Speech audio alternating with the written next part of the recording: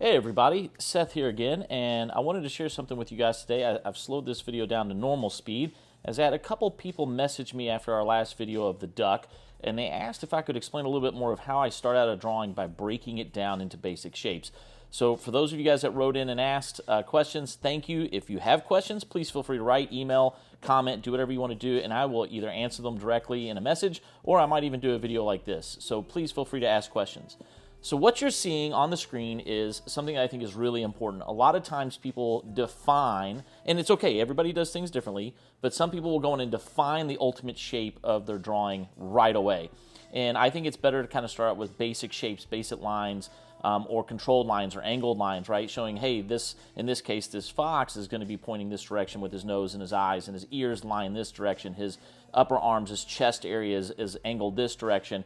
And then I break it down into fundamental shapes from that. When you start looking at your drawing in abstract shapes, rather than what you believe it to be, right? So we have an idea of what this looks like, but when you really draw what the actual shapes are, whether it's abstract shapes that come together to form it, then you can really get down to kind of laying it out and blocking it out, as you say, or forming it out.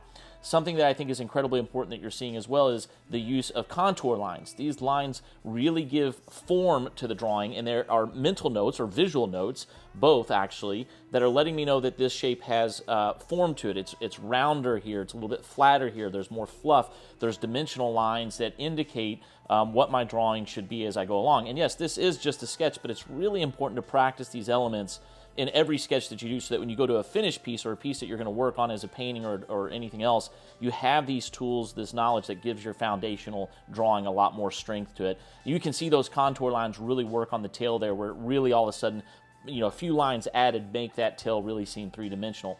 So these are all notes that I do. This is how I go about blocking it out, really paying attention to the proportions, the basic shapes of things before I start going in and defining my lines, which you're seeing now, which is where I'll go in this case with a much more detail element of defining the shapes and defining lines, but that's simply after I've done the hard work of figuring out the basic overall shapes. Then what you can do is, even from there, you can make adjustments. You'll see that I make multiple adjustments as I go. Either this wasn't long enough, this wasn't angled right, or I may come in and make some adjustments as well.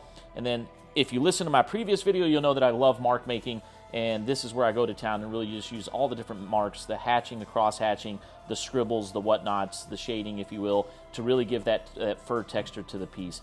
It's so much fun when you really get the foundations. I really appreciate you guys reaching out, asking questions. Please feel free to do so, and we'll continue to make videos.